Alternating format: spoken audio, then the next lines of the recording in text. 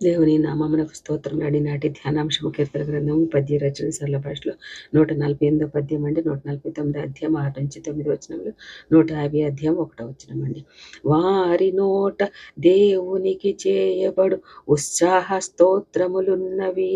అన్యజనులకు ప్రతిదండన చేయుటకును ప్రజలను శిక్షించుటకును గొలుసులతో వారి రాజులను ఇనప సంకెళ్లతో వారి ఘనులను బంధించుటకును విధింపబడిన తీర్పు వారి మీద నడుపుటకును వారి చేతిలో రెండంచుల ఖడ్గమున్నది.